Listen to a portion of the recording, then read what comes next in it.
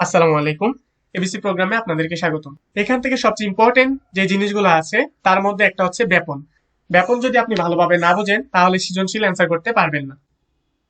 আচ্ছা, ব্যাপন কাকে বলে সে সংজ্ঞাটা আমাদেরকে মুখস্থ করতে হবে। যে কোনো মাধ্যমে কঠিন, তরল ও বায়বীয় পদার্থে স্বতঃস্ফূর্ত ও সমানভাবে ছড়িয়ে পড়ার প্রক্রিয়াকে ব্যাপন বলা হয়। আচ্ছা, উদাহরণস্বরূপ বলা যেতে পারে, আশা করি সবাই আতর চিনেন। আতরের মুখটা যদি খুলে আপনার একটা রুমে রেখে দেন তাহলে কিছুক্ষণ পর দেখবেন যে সম্পূর্ণ রুমটাই ঘ্রাণ দিয়ে বা সুগন্ধিতে ভরে গেছে। এই যে রুমটাতে আস্তে আস্তে সুগন্ধি ছড়িয়ে পড়লো, এই প্রক্রিয়াটার নামই হচ্ছে ব্যাপন। আচ্ছা, কোনো পদার্থের ব্যাপনের হার কম, আবার কোনো পদার্থের ব্যাপনের হারটা বেশি। কোনো পদার্থ ছড়িয়ে পড়তে সময় কম লাগলে ওই পদার্থের ব্যাপনের হারটা বেশি। অর্থাৎ যে পদার্থটা দ্রুত ছড়িয়ে যেতে পারে তার ব্যাপনের হারটা বেশি, আর যে পদার্থ ছড়াতে বেশি সময় লাগে তার ব্যাপনের হার কম। এই জিনিসটা, এই কনসেপ্টটা একটু ভালো করে মাথায় রাখবেন, তাহলে সৃজনশীল সহজে অ্যান্সার করতে পারবেন। ব্যাপনকে সহজে বোঝানোর জন্য আপনাদের বইয়ে 3টা পরীক্ষা দেওয়া আছে। 3টা পরীক্ষার মধ্যে 3 নাম্বার পরীক্ষাটা খুবই ইম্পর্টেন্ট। ইনশাল্লাহ আমি আপনাদেরকে সহজ করে বোঝানোর চেষ্টা করব। প্রথম পরীক্ষাটা হচ্ছে, একটা কাচের ভিতরে আপনারা পানি নিলেন।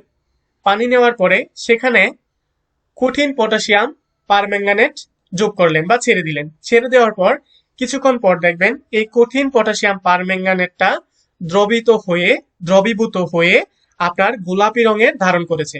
অর্থাৎ গ্লাসে বা এই বিকারে যে সাদা পানি ছিল সেই পানিগুলা সম্পূর্ণ গোলাপি বর্ণের ধারণ করেছে। তার মানে কি হলো, এখানে আপনি যে কঠিন পটাশিয়াম পারম্যাঙ্গানেটটা যোগ করলেন সেটা ব্যাপিত হয়েছে, অর্থাৎ তার ব্যাপন হয়েছে। এখানে তরলে কঠিন পদার্থের ব্যাপনের হার অনেক কম। মানে হচ্ছে আপনি যে পটাশিয়াম পারম্যাঙ্গানেটটা যোগ করলেন সেটা ছড়াতে অনেক বেশি সময় লেগেছে, সেই জিনিসটা ধীরে ধীরে ছড়িয়েছে। তাহলে এই জিনিসটা মনে রাখবেন যে তরলে কঠিন পদার্থের ব্যাপনের হারটা অনেক কম। অর্থাৎ তরলে যদি আপনি কোনো একটা কঠিন পদার্থ যোগ করেন তাহলে সেটা ব্যাপিত হতে অনেক বেশি সময় লাগে। তারপরে আপনি এই সাদা পানির পরিবর্তে, মানে ঠান্ডা পানির পরিবর্তে যদি আপনি গরম পানি যোগ করেন তাহলে দেখবেন এই পটাশিয়াম পারম্যাঙ্গানেটটা খুব দ্রুত ছড়িয়ে পড়েছে। অর্থাৎ তাপ প্রয়োগ করলে কঠিন পদার্থের ব্যাপনের হার বৃদ্ধি পায়। এগুলো কিন্তু এমসিকিউর জন্য খুবই ইম্পর্টেন্ট। এবার আমরা দ্বিতীয় পরীক্ষায় যাই। দ্বিতীয় পরীক্ষাটা আমরা সবাই বাসায় কম বেশি করে থাকি। আমরা কম বেশি সবাই সাদা কাপড়ে নীল ব্যবহার করি। আপনারা যখন একটা বালতিতে পানি নেন এবং পানি নেওয়ার পর সেখানে যখন নীল যোগ করেন কিছুক্ষণ পর দেখতে পান যে পুরো বালতির পানিগুলাই নীলে পরিণত হয়ে গেছে। এটা একটা ব্যাপনের উদাহরণ। তারপরে 3 নাম্বার উদাহরণটা আমি বলছিলাম যে খুবই ইম্পর্টেন্ট, এটা আপনারা না বুঝলে সৃজনশীল অ্যান্সার করতে পারবেন না। এই পরীক্ষাটা বোঝানোর জন্য আপনাদেরকে সবার আগে কি করতে হবে, একটা কাচের নল নিতে হবে যার 2টা মুখ খোলা, এই মুখটাও খোলা আবার এই মুখটাও খোলা। তারপর আমাদের 2 টুকরো তুলা নিতে হবে। প্রথম তুলাদণ্ডকে আমরা হাইড্রোক্লোরিক অ্যাসিডের দ্রবণে ভেজাবো এবং দ্বিতীয় তুলাদণ্ডকে আমরা অ্যামোনিয়াম হাইড্রোক্সাইডের দ্রবণে ভেজাবো। ভেজানোর পর হাইড্রোক্লোরিক অ্যাসিডের দ্রবণে যে তুলাটা আমরা ভেজালাম সেই তুলা দিয়ে একটা নলের এক মুখকে বন্ধ করে দিব এবং অ্যামোনিয়াম হাইড্রোক্সাইড দ্রবণযুক্ত সেই তুলাদণ্ড দিয়ে আমরা আরেকটা নলের মুখকে বন্ধ করে দিব। হাইড্রোক্লোরিক অ্যাসিড যুক্ত যে তুলাদণ্ডটা আছে সেখান থেকে হাইড্রোজেন আর ক্লোরিনের গ্যাস নির্গত হবে, আর অ্যামোনিয়াম হাইড্রোক্সাইড দ্রবণযুক্ত ভেজা তুলা থেকে অ্যামোনিয়া গ্যাস নির্গত হবে। কিছুক্ষণ পর দেখতে পাবো যে তার এই অংশটুকুতে সাদা ধোঁয়ার সৃষ্টি হয়েছে। অর্থাৎ এখান থেকে যে অ্যামোনিয়া গ্যাস আসলো আর এখান থেকে যে হাইড্রোজেন ক্লোরিন গ্যাস আসলো তারা পরস্পর বিক্রিয়া করে সাদা ধোঁয়ার সৃষ্টি করেছে।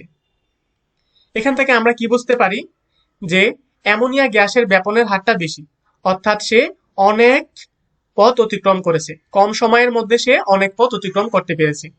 আর এদিকে যে হাইড্রোজেন ক্লোরিন গ্যাস ছিল সে কম দূরত্ব অতিক্রম করেছে, অর্থাৎ তার ব্যাপনের হার কম এবং অ্যামোনিয়ার ব্যাপনের হারটা বেশি।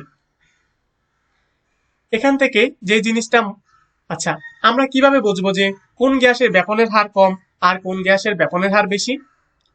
যে গ্যাসের আণবিক ভর যত কম হবে তার ব্যাপনের হার তত বেশি হবে, আর যে গ্যাসের আণবিক ভর যত বেশি হবে তার ব্যাপনের হার তত কম হবে।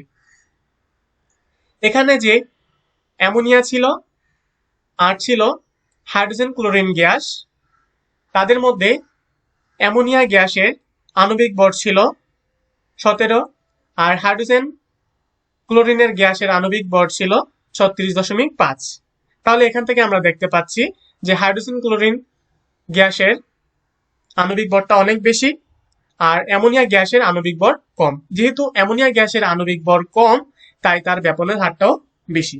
তাহলে এখান থেকে পরীক্ষায় কিভাবে প্রশ্ন আসবে? আপনাদের পরীক্ষায় সহজ করে সোজাসুজি বলে দিতে পারে অথবা বিক্রিয়ার মাধ্যমে দেখাতে পারে। মনে করুন এই দুইটা বিক্রিয়া করলো, বিক্রিয়া করে এখান থেকে হাইড্রোজেন ক্লোরিন গ্যাস আর এখান থেকে অ্যামোনিয়া গ্যাস পরস্পর বিক্রিয়া করে কি করবে? সাদা ধোঁয়া সৃষ্টি করবে। এরকম একটা বিক্রিয়া দিয়ে দিল, অথবা দুইটা গ্যাস আপনাদেরকে উদ্দীপকে তুলে দিল, বলল যে উদ্দীপকের দুটো গ্যাসের মধ্যে কোন গ্যাসের ব্যাপনের হার বেশি এবং কেন, বিস্তারিত আলোচনা করো বা ব্যাখ্যা করো। তখন আপনারা সবার আগে যে কাজটা করবেন, তাদের আণবিক ভর বের করবেন। আণবিক ভর বের করে দেখবেন কোন গ্যাসের আণবিক ভরটা কম। যে গ্যাসের আণবিক ভর কম সেই গ্যাসের ব্যাপনের হারটা বেশি, তারপর লিখে দিবেন। যেমন আপনাদের বইয়ে একটা এক্সাম্পল দেওয়া আছে যে হাইড্রোজেন, হিলিয়াম, নাইট্রোজেন, অক্সিজেন এবং কার্বন ডাইঅক্সাইড গ্যাসগুলোর আণবিক ভর 2, 4, 28, 32 এবং 44। এখানে আণবিক ভরটা দেওয়া আছে, আপনাদের উদ্দীপকে আণবিক ভর দেওয়া থাকতেও পারে আবার নাও থাকতে পারে। তাহলে এই গ্যাসগুলোর মধ্যে কার ব্যাপনের হার বেশি এবং কার ব্যাপনের হার কম?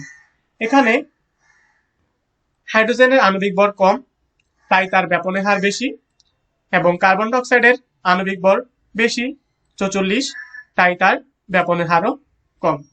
আমার মনে হয় আপনারা জিনিসটা বুঝতে পারবেন। তারপরে হচ্ছে মোমের জ্বলন এবং মোমের 3 অবস্থা। অনেক ইম্পর্টেন্ট একটা প্রশ্ন 3 নম্বরের জন্য। মোম হলো বিভিন্ন হাইড্রোকার্বনের মিশ্রণ। তাহলে এখান থেকে আসবে হাইড্রোকার্বন কাকে বলা হয়? যে হাইড্রোজেন এবং কার্বন মিলে গঠিত জৈব যৌগই হলো হাইড্রোকার্বন। এবার আসি, মোমের জ্বলনে আমরা 3টা অবস্থা লক্ষ্য করি। কি কি অবস্থা?